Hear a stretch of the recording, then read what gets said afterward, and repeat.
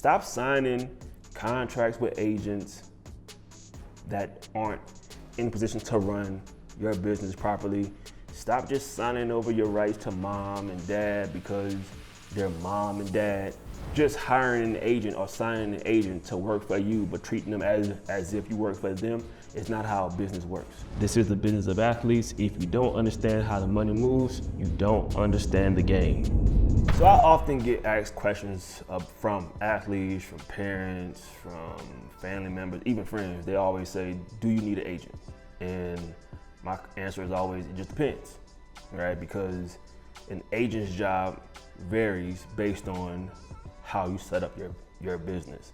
And what I want to highlight today is an agent is not the CEO of your business as an athlete.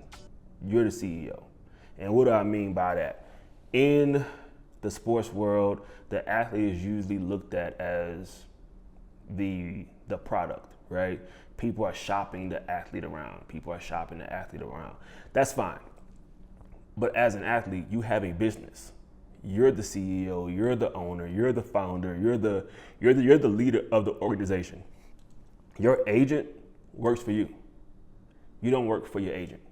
And I've seen this across, many deals and many negotiations where an athlete will simply say, refer this to my agent. Let my agent handle it. Let my agent look this over. Good workflow, but are you letting them make the decisions, right? Or are you letting them know what your decision is? What are you looking to accomplish? What do you want to achieve? Because if you're not setting the stage and you're just saying, well, I signed with an agent and they're going to handle all my affairs, you just became an employee of a system that you're supposed to own, and you handed over the keys to someone who's supposed to be working for you. And I'm not here to say whether hiring an agent or working with an agent is right or wrong. I'm literally here to give you the picture of how your business should flow. Because here's the real org chart. And in business, there's an org chart, right? There's a CEO, there's the owner, there's the founder, the person who's up top, right? Then you have the people who work for the company. You're the company. As an athlete, as a business owner, you are the company.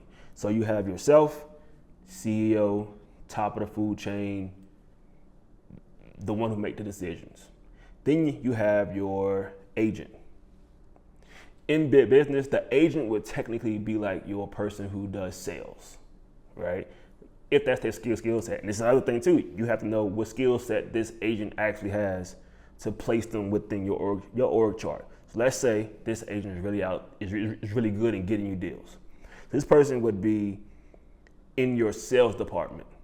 They are shopping your name, your image, your likeness, your brand, your company, your services, your offerings. They're selling that to the market. They're selling your athletic ability to a team. That's their role, to sell. They're selling for your company. They're not making decisions. Nowhere in the org chart does the sales role dictate the company. So if you're the CEO, the agent is your sales department, right? Where does that leave mom, dad, uncle, cousin, whoever, right? Depends on their skill set. Depends on your business. Depends on what you want to offer. And this is why I always say it depends, right? So you got your agent, who's your sales. You have mom.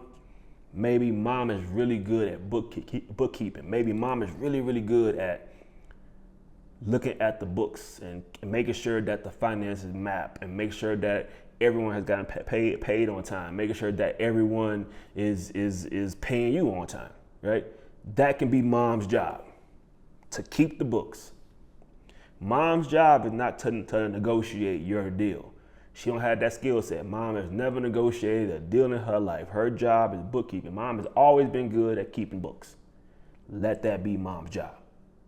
Your agent is doing sales. Mom is doing books. Okay, so what do your friend does? What does your friend do, right? Can your friend be your agent? I mean, your friend could be your manager.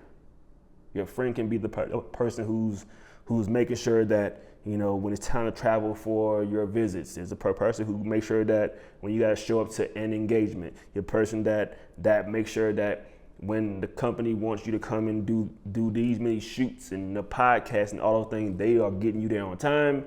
They're making sure that they collect your money so that mom can keep the books, that agent can get their cut because they went and sold it, and the manager is making sure that everything is operating properly, right? That's a structure.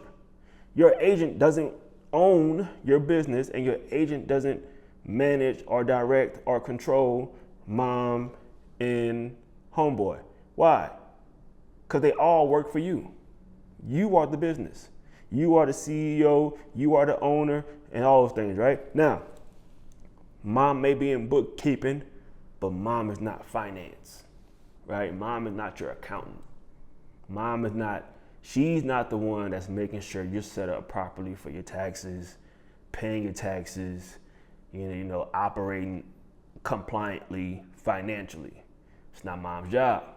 It's not mom's job. You are a business. You have a financial department. This CPA, your accountant, that's the one who's managing all the operations from your finances, right? We're not just throwing this to anybody. This person needs to be certified. This person needs to be licensed.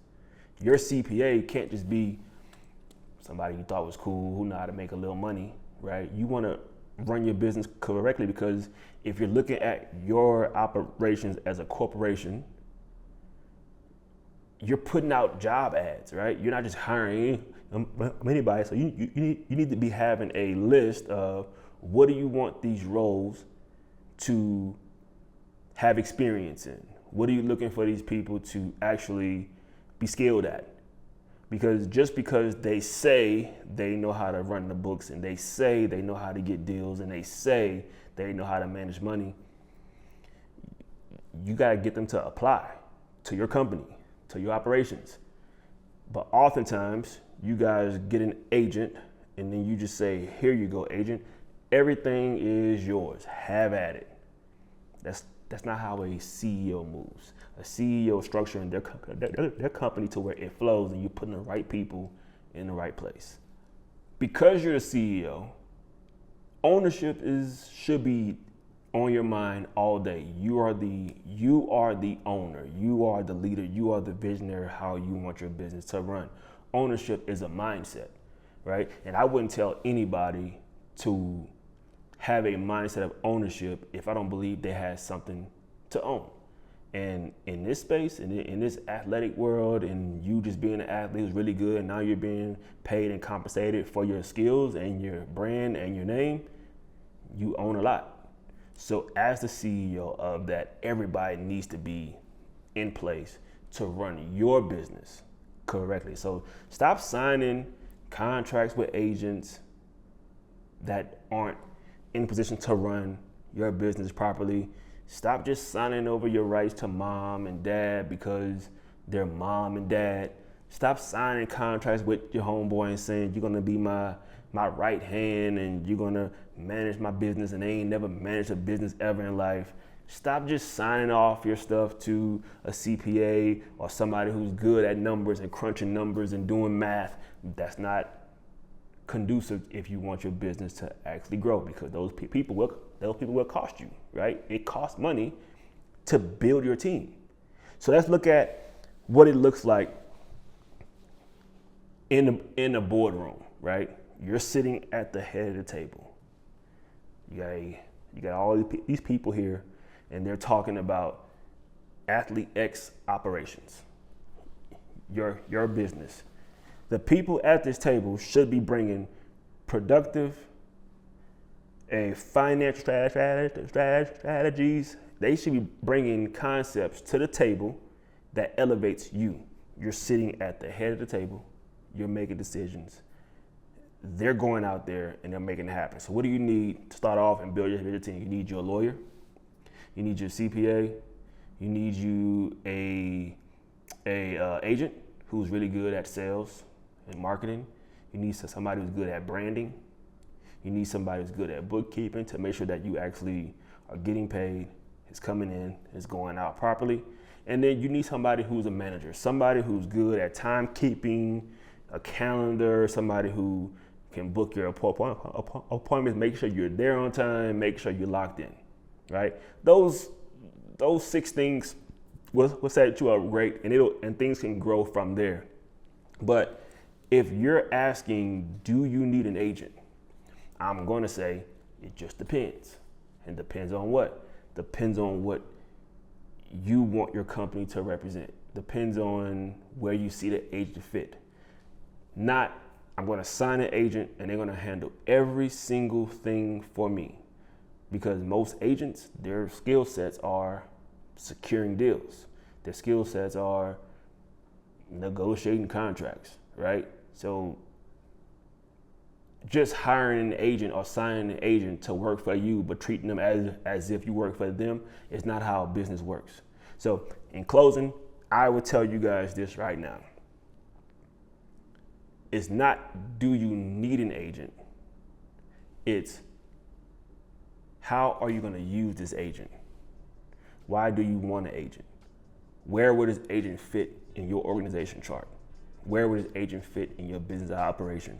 Because if you're just getting an agent because you think that's what athletes supposed to do, to get an agent, it's going to cost you more money, more time, and you're going to go through multiple agents simply because you didn't know why you wanted to hire an agent in the beginning. So to close it, do you need an agent? No. Should you have one? It depends. How you're going to use it depends on you. Like, comment, and subscribe. This is the business of athletes. If you don't understand how the money moves, you don't understand the game.